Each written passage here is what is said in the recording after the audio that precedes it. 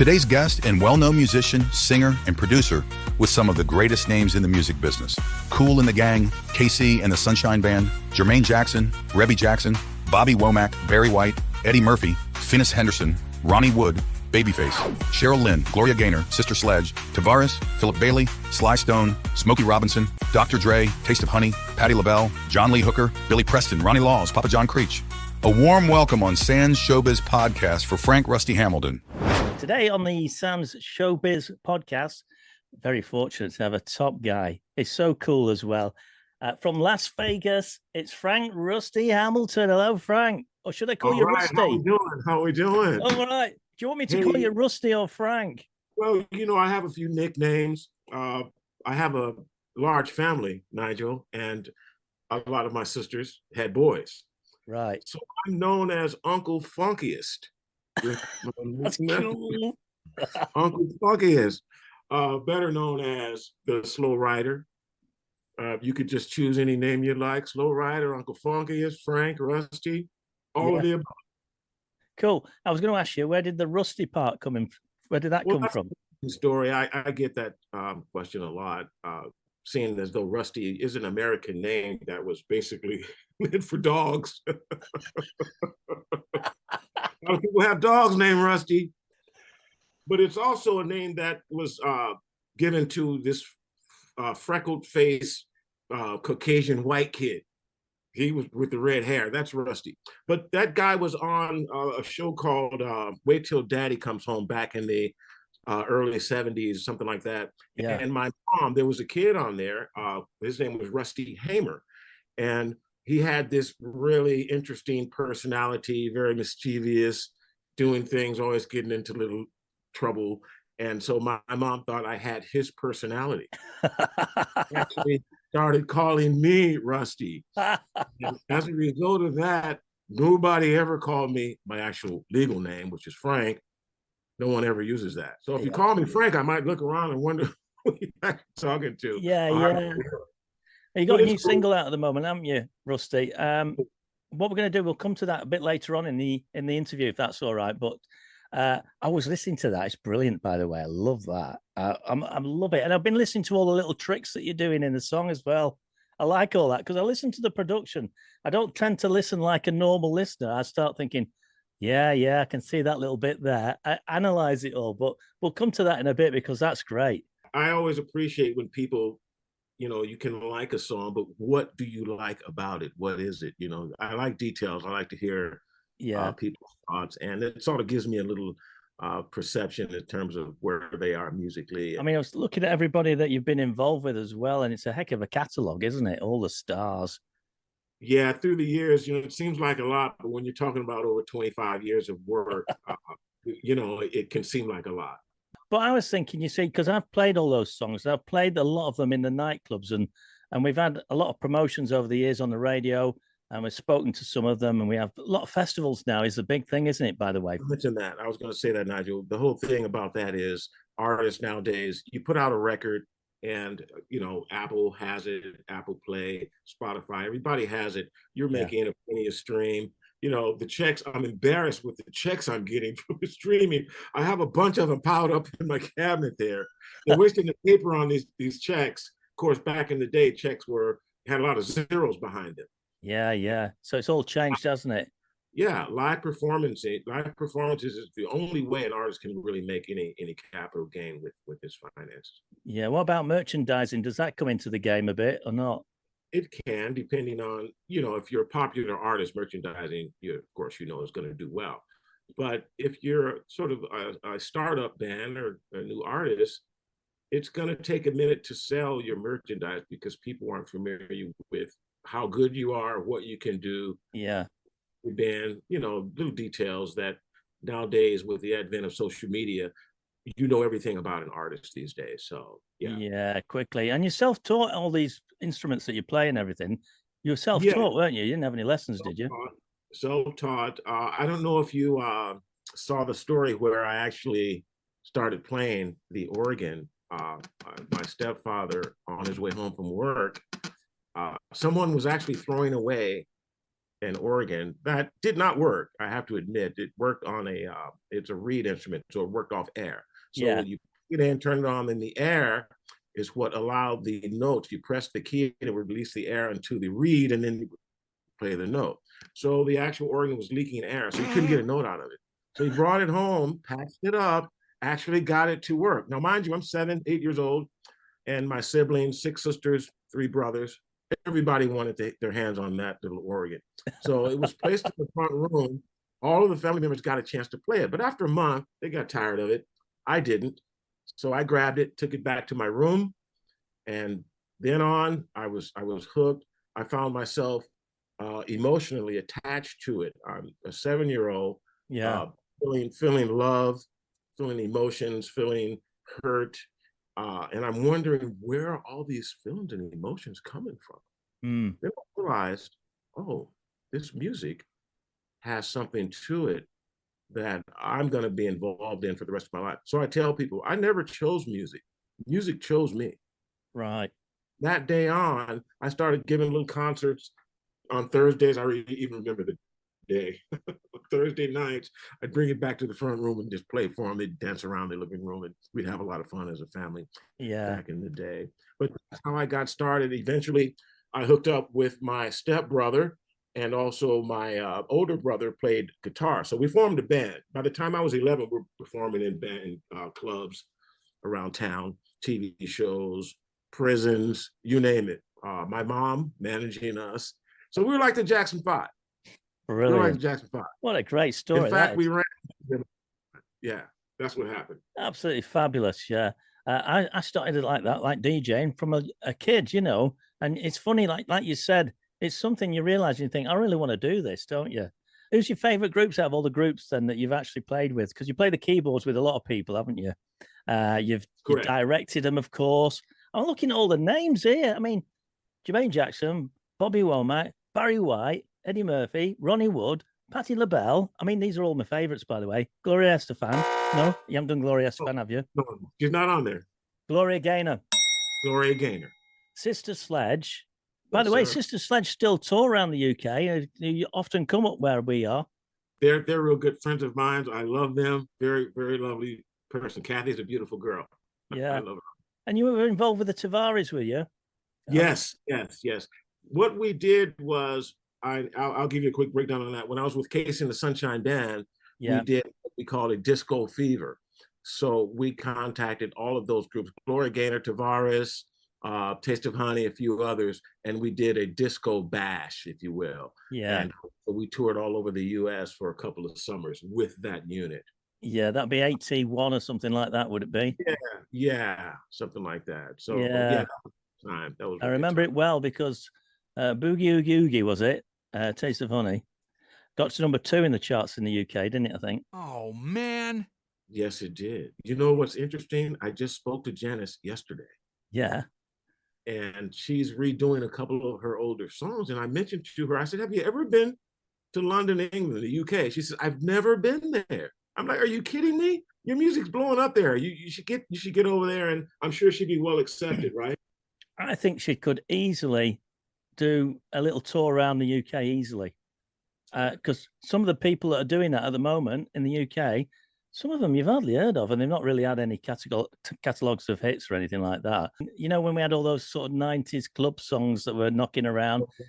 And they seemed to be like one-hit wonders, didn't they? They did really well. They'd have another hit that never really made it, and that was it. They're blown out the water then. The record company just said, no, it's not happening. Right. Yeah. That was the problem the record companies had with a lot of acts. It was a catch-22. Yeah. They lose a lot of money. Even though it's a hit, they just break even. And a lot of times they're stuck with the question, should we go forward or should we just stop now before we lose more money? So do they have a cutting off point then, the record companies? Do they look at the bottom line and think we're losing too much money? They'll stop the project right dead in the middle of it. Has it always been like that? Pretty much. So what was different about, say, the 80s to what it is today? Is there a major difference? Yes, there is. I mean, as you know, the advent of social media sort of, and then, you know, home recording studios also sort of, because you can get the same sound at home. You don't have to go to a major studio anymore. Yeah. You look around, you see what I got here. I got a major studio here. This is where I do all my records, right here. I love it. And I love it. yeah, and then so you understand how to, I've never engineered before, but I think I get pretty good compliments on my engineering. Why? Because I've been around the best. Humberto Garcia, he did the Thriller album. He engineered a song called "Skip to My Lou," which I wrote with Francis Henderson. Al McKay from Earth, Wind and Fire produced that. Been around Bernie Tomlin, who was an older guy. He passed away many years ago. He engineered Anita Baker. Yeah. All those people. So I took all those skills and that experience with those guys and just meditated on what I experienced and learned from them. And then I was able to do my own engineering, which, if I may say so myself, I don't do a bad job. I don't. No, you don't. One of my favorites, Kool and the Gang. I just love Kool and the Gang. They had so many hits, didn't they? You must have had a really good time when you were playing with Kool and the Gang. Did. In fact, they were one of the I had some great experiences with those guys. And I would say Bobby Womack, Ronnie Woods. We call him Woody Woodpecker. And so yeah, those were some really fun experiences. But I would say my overall fun and musical growth was with Bobby Womack, without a doubt. Without a doubt. One of the most talented persons that I've ever encountered in my musical journey. Not only is he a very talented man, he's very deliberate and on purpose. Every word, every step, everything he does. Yeah. He was very hard on his musicians. In fact, every musician I run into has a Bobby Womack story. My man so good. Brilliant. But interesting enough, Bobby was the kind of guy that if he challenged you and you didn't challenge him back, then you wouldn't last with this guy. Right. You'd have to stand up for yourself and, not back down.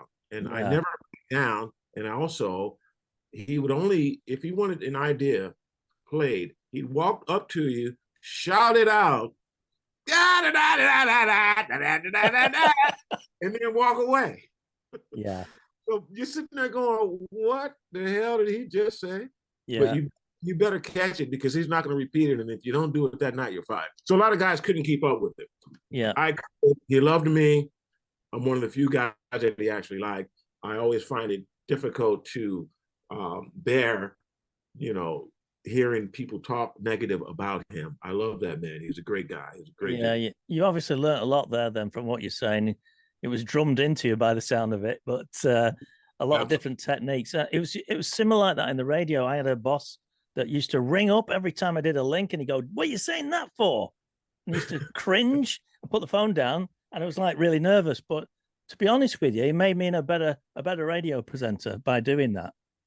Absolutely. A lot of people would have walked, I think, but anyway. And he knows who he is. He'll be listening to this and he'll know who he is.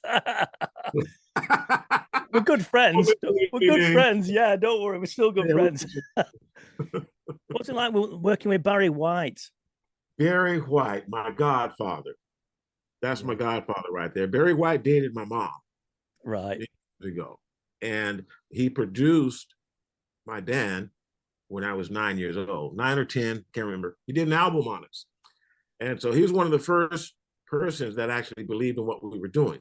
So later on, this is like we were together for 5 years, between 9 and 14 for me. And I thought sure that this little group would be very successful. We go on to be a household name like the Jacksons. I knew that as a kid. Yeah. Didn't happen quite that way. Later on, I asked my mom after it was all said and done, I said, what happened with the deal with Barry White? Why didn't we move on with him? My mom, it was a church-going lady, God rest her soul. We were in church every Sunday, twice on Sunday. Wait a minute. Yeah, twice on Sunday, once in the morning, once at night, and on Wednesdays as well. So we're half our week we're in church. Barry White smoked a lot of weed. And all it took for my mom to say, no, I don't want my boys around all those heavy drugs. Little did she know Yeah, well, that's a great story, isn't it?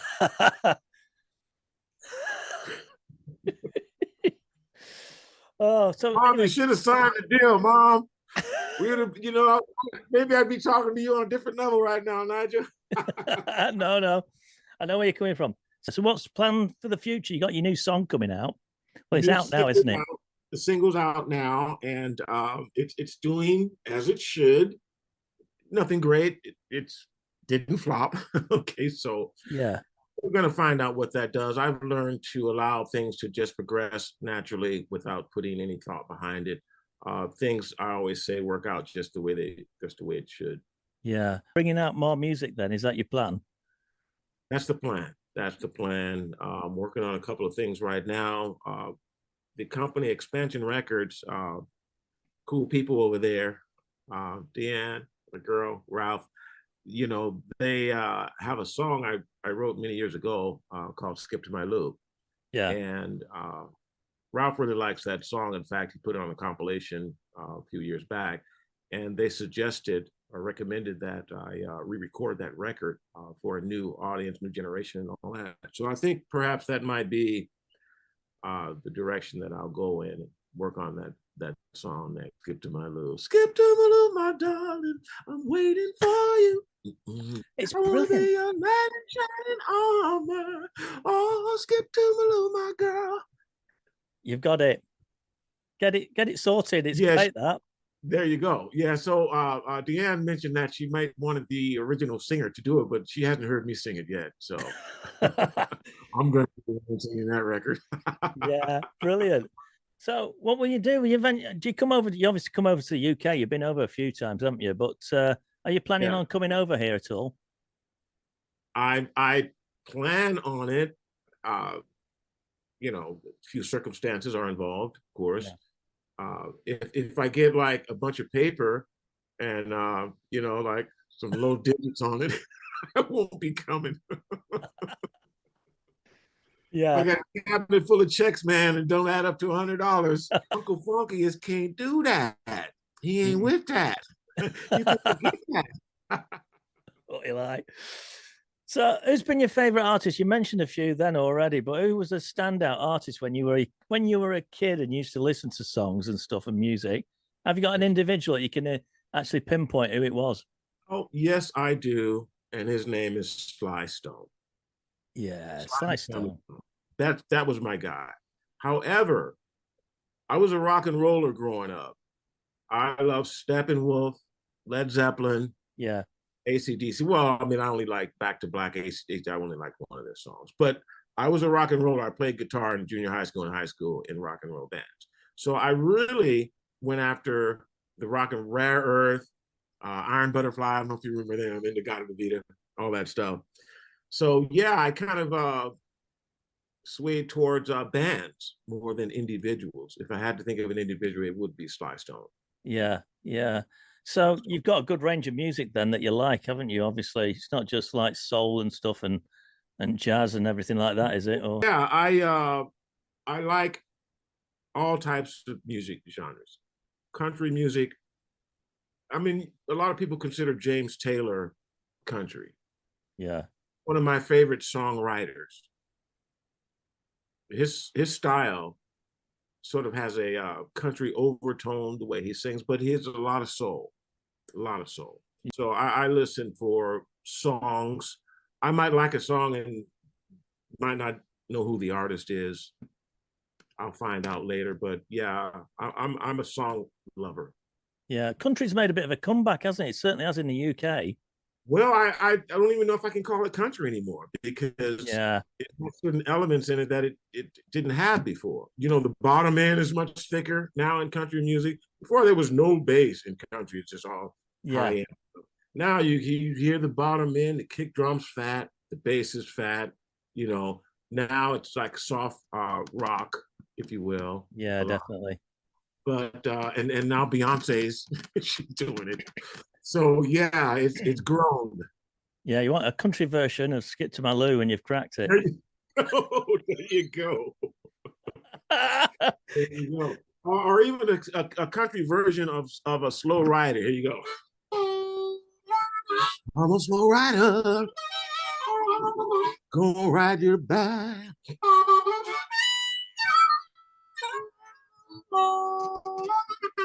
Uncle Funk is the slow rider. Oh, I love it. Hey, that was brilliant. I love that. I had to have a harmonica ready for you.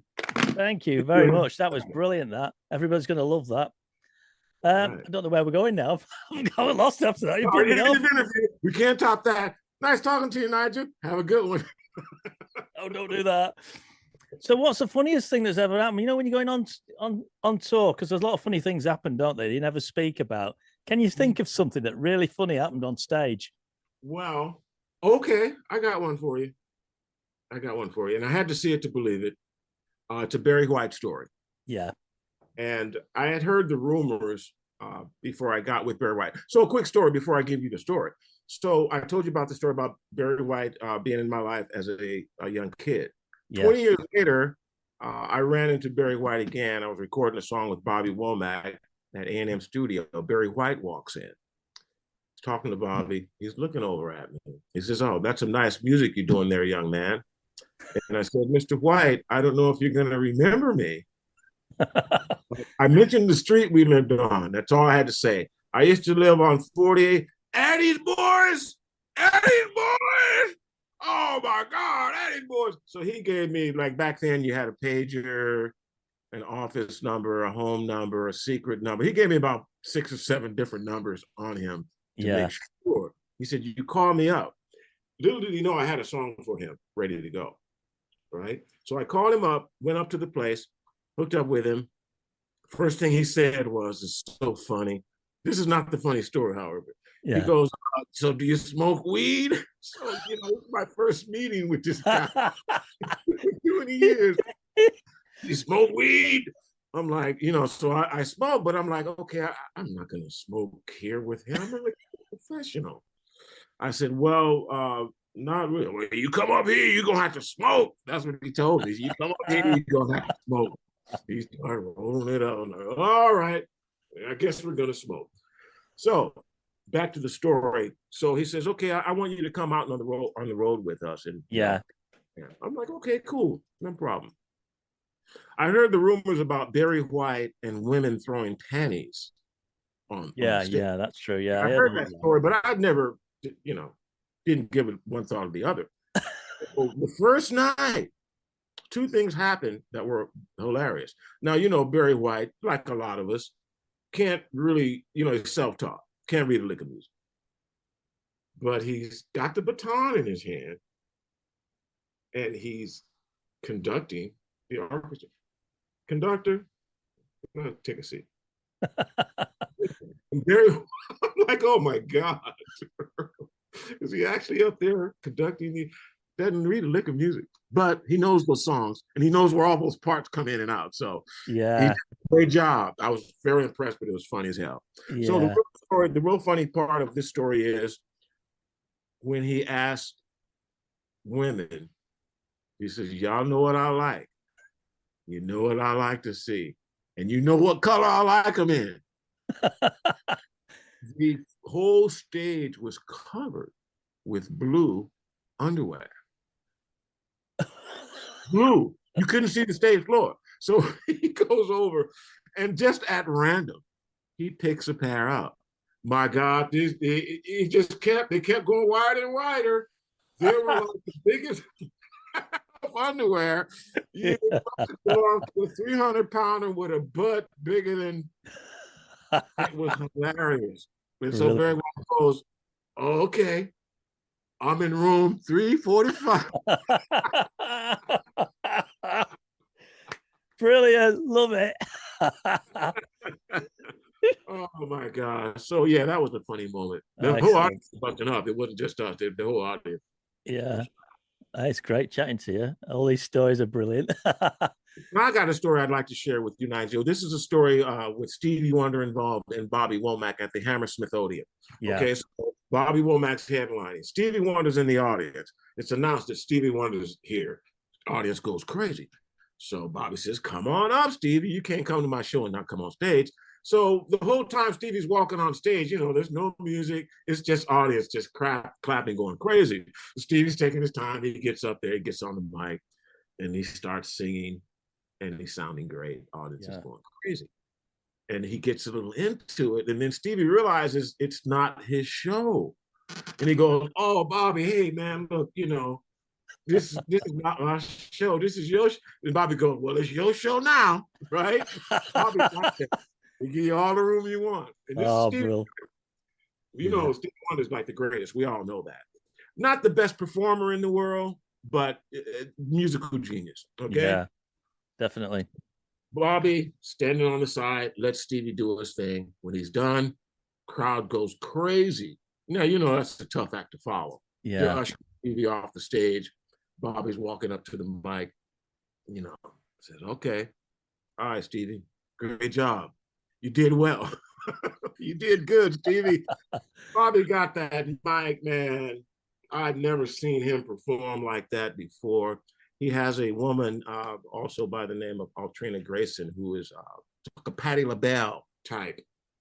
And he and her, this is Bobby, this is her. He gets that mic and hand back here, and he's,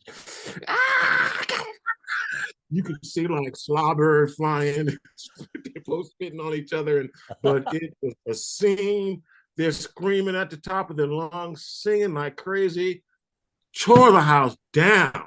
Bobby does a thing where he starts taking his belt off, he kicks his shoes up in the air, they go flying out to the audience. It's just a hell of a scene to see a guy so ferocious with this stage energy and able to just lift an entire audience up after Stevie Wonder.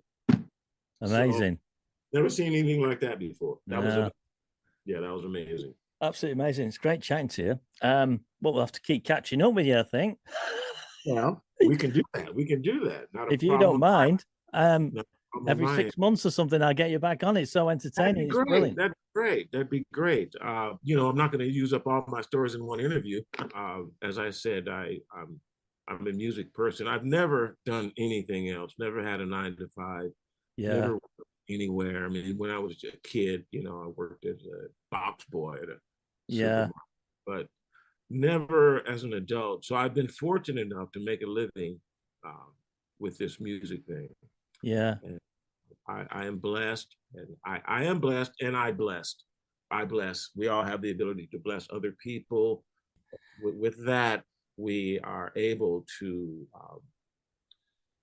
sort of manifest love from everywhere and then send it back out. That's what it's all about. Yeah. We nourish each other with this musical thing. It's nourishing.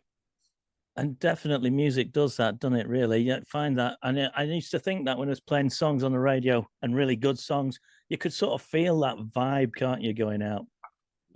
Absolutely. Here's one thing I've discovered. Well, I learned a few months ago, information concerning the hertz, A440 hertz. It's a vibration. 440 hertz. Well, they changed that back in the 30s, 20s, and 30s. It came in at 432, which releases harmonious endorphins. The tone is sort of nourishing. Yeah. And they moved it up to A440, which disrupts our endorphins, and it sort of doesn't put us at peace with ourselves. Right. So what I do, people don't know it, musicians will know it when they try to play along with my tracks. I tune everything down to 32. We're gonna have a problem trying to play with my stuff. Very clever that. But it's tuned and it's nourishing. Well, I'll tell you what we'll do. We'll do a wrap on it now, and I'll get back in touch with you if that's okay. Later on in the year, great. The back end of the year, maybe. Yeah. That sounds good. I'll just leave you with one little tip. Me and baby brother, we used to run together. Me and baby brother, we used to run together. Drinking that funky wine all the time. I said, me and baby brother, woo, we used to run together.